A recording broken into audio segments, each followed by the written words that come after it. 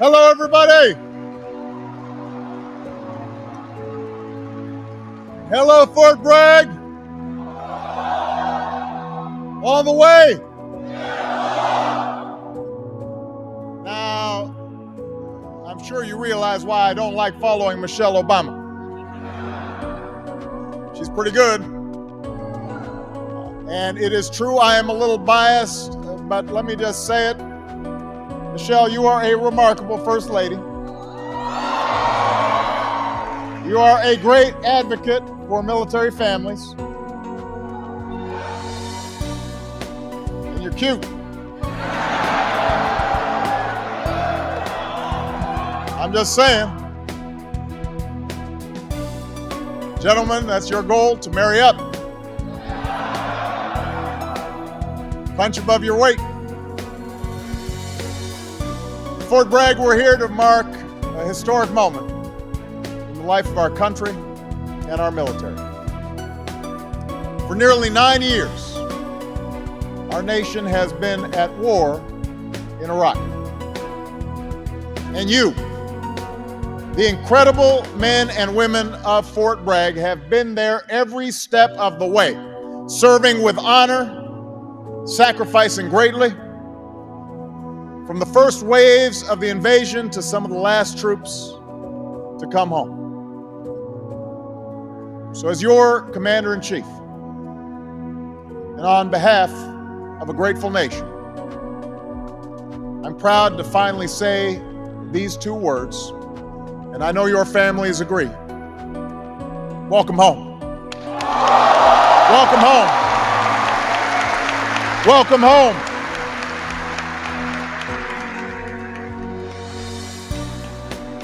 Welcome home.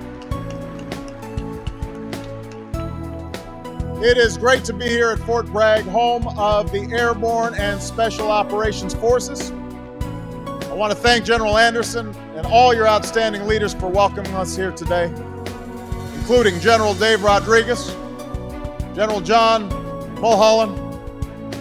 And I want to give a shout out to your outstanding senior enlisted leaders, including Command Sergeant Major Roger Howard, Darren Bond, Perry Bear.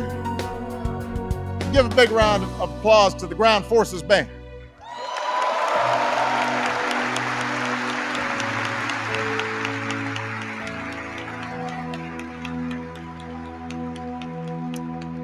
We've got a lot of folks in the house today. We've got the 18th Airborne Corps, the Sky Dragons. We've got the legendary, all-American 82nd Airborne Division.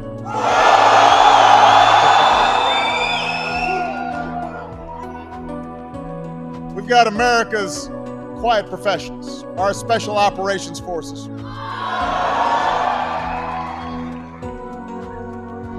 From Pope Field, we've got Air Force. And I do believe we've got some Navy and Marine Corps here too.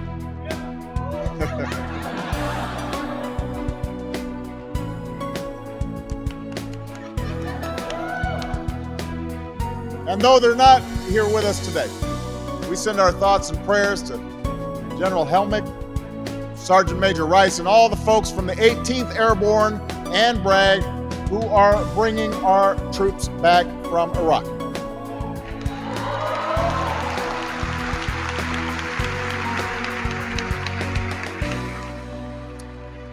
We honor everyone from the 82nd Airborne and Bragg serving and succeeding in Afghanistan, and General Vodal, and those serving around the world.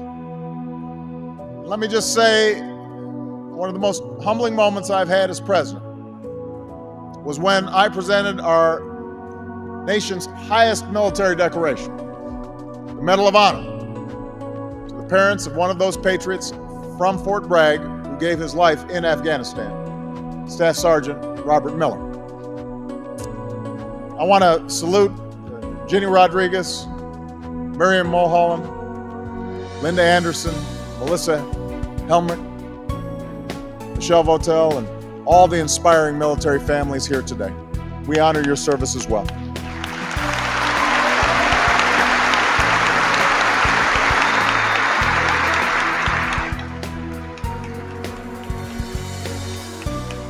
finally, I want to acknowledge your neighbors and friends who helped keep this outstanding operation going, all who helped to keep you Army strong. And that includes Representatives Mike McIntyre and Dave Price and Heath Schuler and Governor Bev Perdue. I know Bev is so proud to have done so much for our military family, so give them a big round of applause.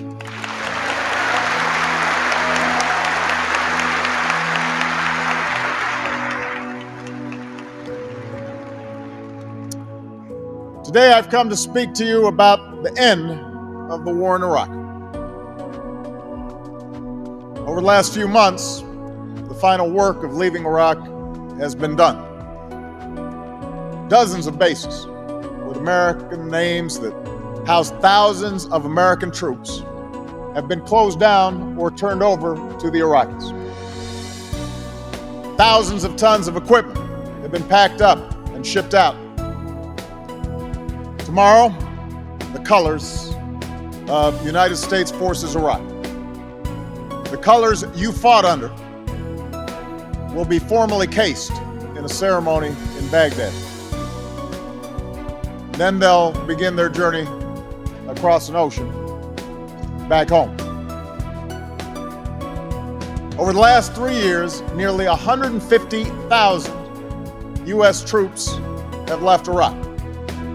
And over the next few days, a small group of American soldiers will begin the final march out of that country. Some of them are on their way back to Fort Bragg. As General Helmick said, they know that the last tactical road march out of Iraq will be a symbol, and they're going to be a part of history. As your commander-in-chief, I can tell you that it will indeed be a part of history. Those last American troops will move south on desert sands, and then they will cross the border out of Iraq with their heads held high. One of the most extraordinary chapters in the history of the American military will come to an end. Iraq's future will be in the hands of its people. America's war in Iraq will be over. Now, we knew this day would come. We've known it for some time. But still, there is something profound about the end of a war that has lasted so long. Now, 9 years ago, American troops were preparing to deploy to the Persian Gulf and the possibility that they would be sent to war. Many of you were in grade school. I was a state senator. Many of the leaders now governing Iraq, including the Prime Minister, were living in exile. Since then, our efforts in Iraq have taken many twists and turns. It was the source of great controversy here at home, with patriots on both sides of the debate. But there was one constant. There was one constant: your patriotism, your commitment to fulfill your mission, your abiding commitment to one another. That was constant. That did not change. That did not waver. It's harder to end a war than begin one.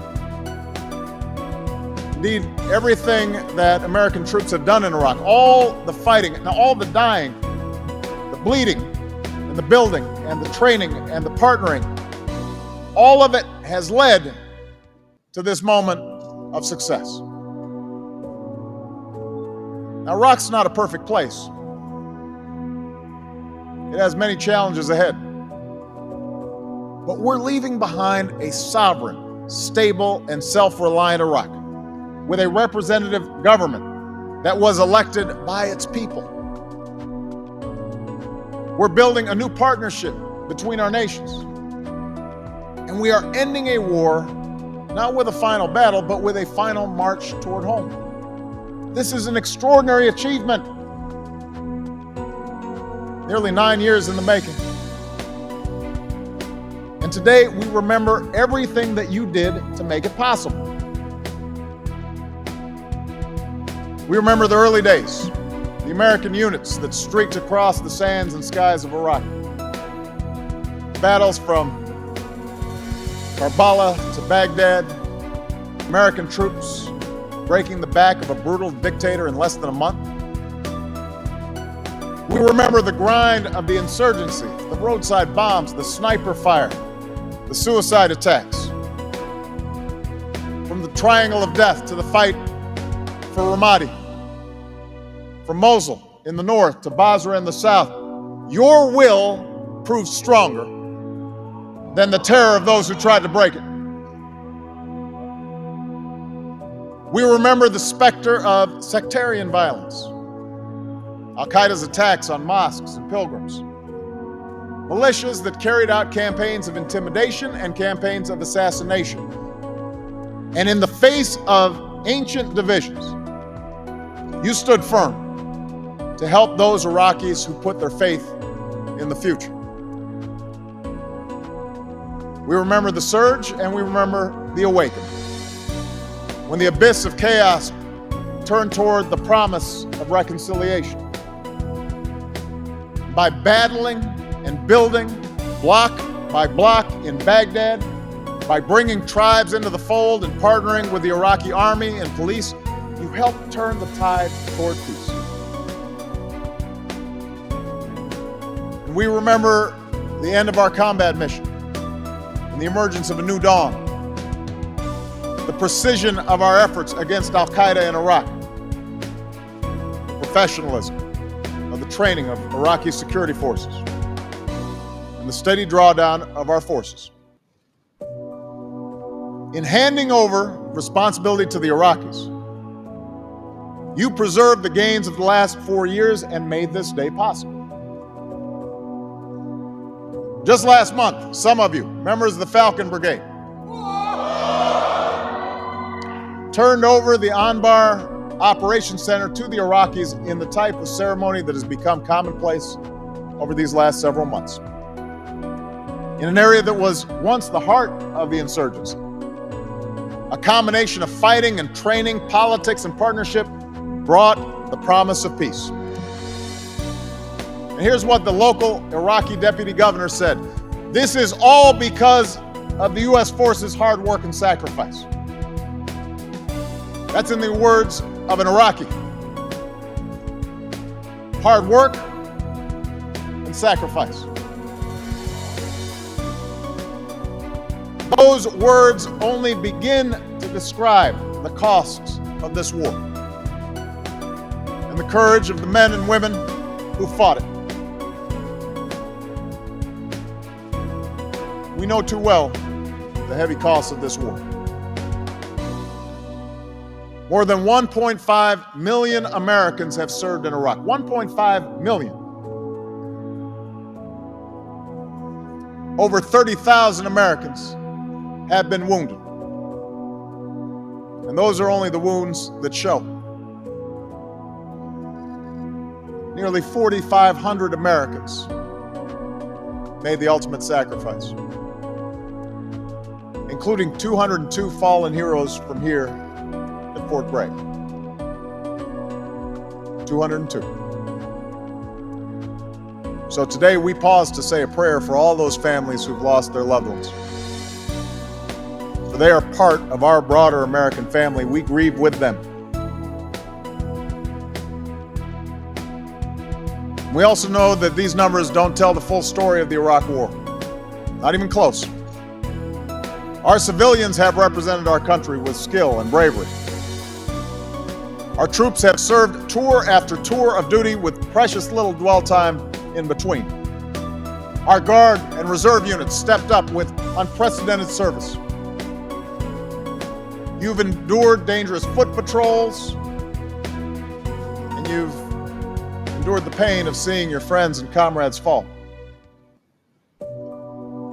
You've had to be more than soldiers, sailors, airmen, Marines, and Coast Guardsmen. You've also had to be diplomats and development workers and trainers and peacemakers. Through all this, you have shown why the United States military is the finest fighting force in the history of the world.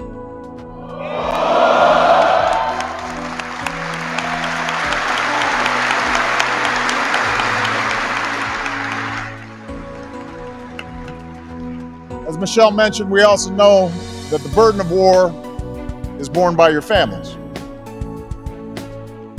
In countless base communities like Bragg, folks have come together in the absence of a loved one. As the mayor of Fayetteville put it, war is not a political word here. War is where our friends and neighbors go. So there have been missed birthday parties and graduations. There are bills to pay and jobs that have to be juggled while picking up the kids. For every soldier that goes on patrol, there are the husbands and the wives, the mothers, the fathers, the sons, the daughters, praying that they come back.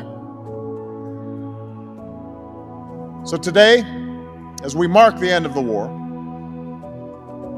let us acknowledge, let us give a heartfelt round of applause for every military family that has carried that load over the last 9 years. You too have the thanks of a grateful nation.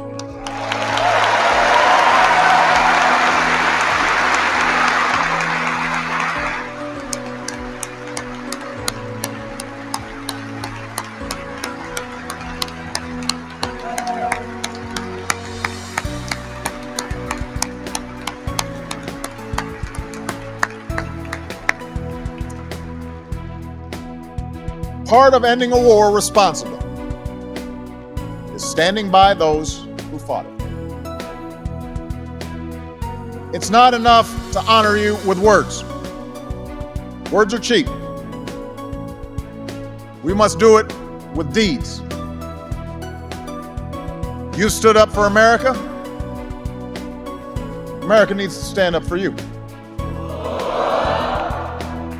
That's why, as your commander-in-chief, I am committed to making sure that you get the care and the benefits and the opportunities that you've earned. For those of you who remain in uniform, we will do whatever it takes to ensure the health of our force, including your families. We will keep faith with you. We will help our wounded warriors heal. And we will stand by those who've suffered the unseen wounds of war. And make no mistake, as we go forward as a nation, we are going to keep America's armed forces the strongest fighting force the world has ever seen. That will not stop.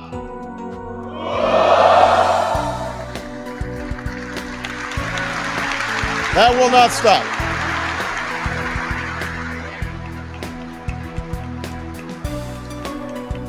But our commitment doesn't end when you take off the uniform. You're the finest that our nation has to offer. And after years of rebuilding Iraq, we want to enlist our veterans in the work of rebuilding America. And that's why we're committed to doing everything we can to extend more opportunities to those who have served.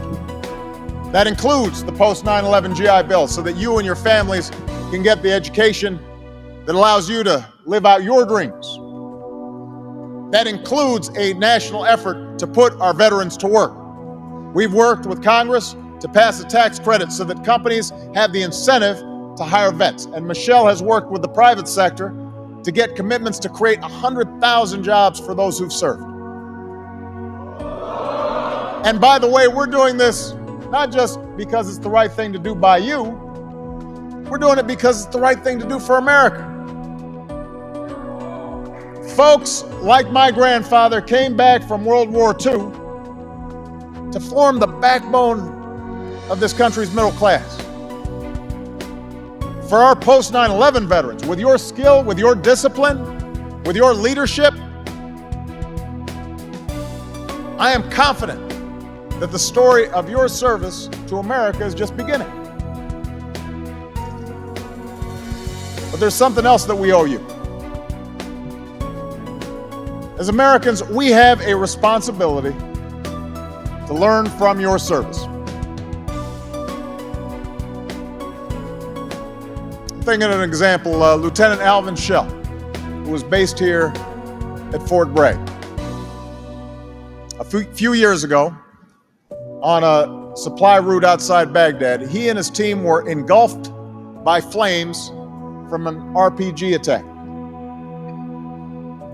Covered with gasoline, he ran into the fire to help his fellow soldiers and then led them 2 miles back to Camp Victory, where he finally collapsed, covered with burns.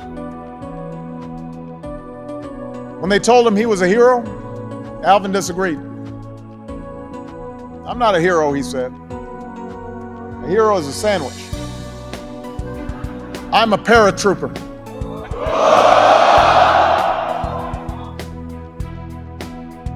We could do well to learn from Alvin. This country needs to learn from you. Folks in Washington need to learn from you.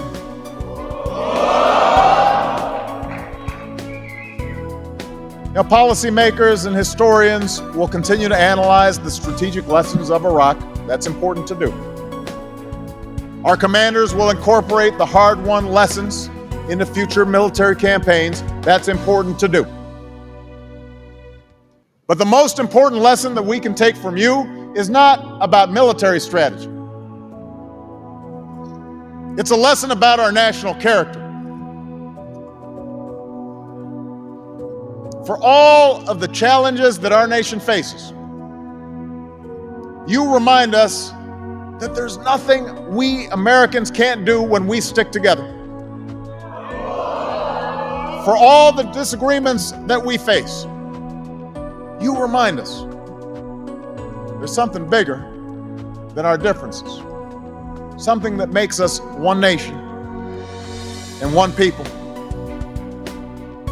Regardless of color, regardless of creed, regardless of what part of the country we come from, regardless of what backgrounds we come out of, you remind us we're one nation. And that's why the United States military is the most respected institution in our land, because you never forget that. You can't afford to forget it. If you forget it, somebody dies. If you forget it, a mission fails. So you don't forget it. You have each other's backs.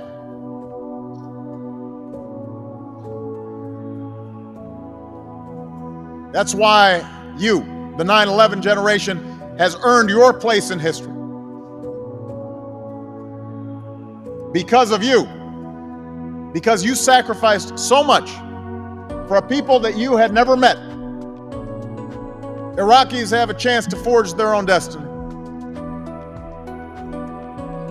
That's part of what makes us special as Americans. Unlike the old empires, we don't make these sacrifices for territory or for resources. We do it because it's right. There can be no fuller expression of America's support for self-determination than our leaving Iraq to its people. That says something about who we are. Because of you, in Afghanistan, we've broken the momentum of the Taliban. Because of you, we've begun a transition to the Afghans that will allow us to bring our troops home from there. And around the globe, as we draw down in Iraq, we have gone after Al-Qaeda so that terrorists who threaten America will have no safe haven, and Osama bin Laden will never again walk the face of this earth.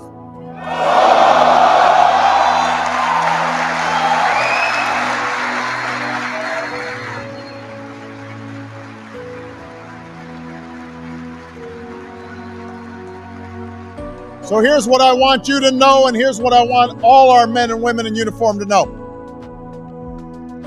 Because of you, we are ending these wars in a way that will make America stronger and the world more secure. Because of you, That success was never guaranteed. Let us never forget the source of American leadership. Our commitment to the values that are written into our founding documents, and a unique willingness among nations to pay a great price for the progress of human freedom and dignity. This is who we are. That's what we do as Americans, together. The war in Iraq will soon belong to history. Your service belongs to the ages. Never forget that you are part of an unbroken line of heroes spanning 2 centuries. From the colonists who overthrew an empire, to your grandparents and parents who faced down fascism and communism, to you, men and women who fought for the same principles in Fallujah and Kandahar, and delivered justice to those who attacked us on 9/11. Looking back on the war that saved our union, a great American, Oliver Wendell Holmes, once paid tribute to those who served. In our youth, he said, our hearts were touched with fire. It was given to us to learn at the outset that life is a profound and passionate thing. All of you here today have lived through the fires of war. You will be remembered for it. You will be honored for it. Always. You have done something profound with your lives. When this nation went to war, you signed up to serve. When times were tough, you kept fighting. When there was no end in sight, you found light in the darkness. Years from now, your legacy will endure in the names of your fallen comrades etched on headstones at Arlington and the quiet memorials across our country. In the whispered words of admiration as you march in parades, and in the freedom of our children and our grandchildren. And in the quiet of night, you will recall that your heart was once touched by fire. You will know that you answered when your country called. You served a cause greater than yourselves. You helped forge a just and lasting peace with Iraq and among all nations. I could not be prouder of you, and America could not be prouder of you. God bless you all. God bless your families, and God bless the United States of America.